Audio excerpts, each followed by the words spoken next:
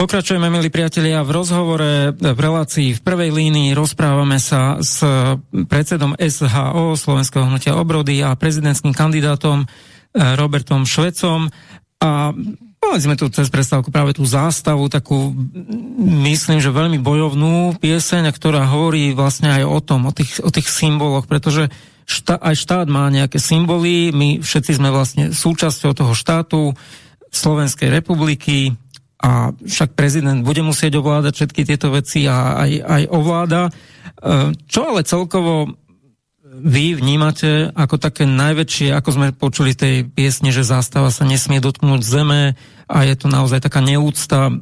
Čo vy vlastne vnímate jednak v tej oblasti, čo sa dotýka priamo ľudí, hej, tie chlebové témy, ale aj tie také obrazné témy, že čo možno je podľa vás teraz to také hlavné, čo reálne znamená, že tá zástava sa dotýka zeme a že my sme v podstate nesvojprávni a že doslovne až pľujeme na ten štát.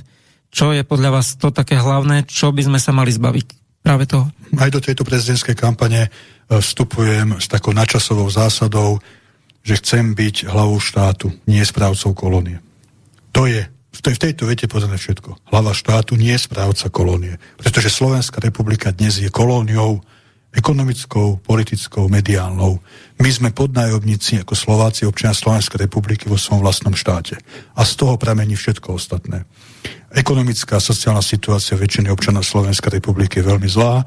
Niektorí musia pracovať alebo musia chodiť do dvoch zamestnaní, aby jednoducho nie, že mali sa dobre, aby mohli normálne dôstojne žiť, aby mohli prežiť z mesiaca na mesiac. A s tým ide ruka ruke to, že konkrétne Čaputová. Čaputová je oficiálne prezidentka Slovenskej republiky, ale nie je to proslovensky cítiaci človek. Je v službách iných cudzích mocností na území nášho štátu v ústavnej funkcii.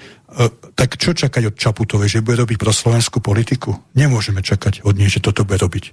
To znamená, že v ústavných funkciách väčšina poslancov Národnej rady, vláda Slovenskej republiky a prezident Slovenskej republiky by mali byť rozumní a zodpovední vlastenci, ktorí vždy v prvom rade budú dbať na to, aby sa pomáhalo v prvom rade Slovákom, občanom Slovenskej republiky a až potom ostatným. A žiaľ, takto to funguje v iných štátoch, ale na Slovensku to funguje presne naopak.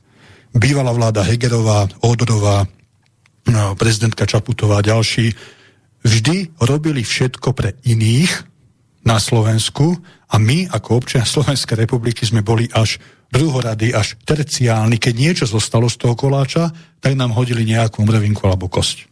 A to sa musí jednoducho zmeniť.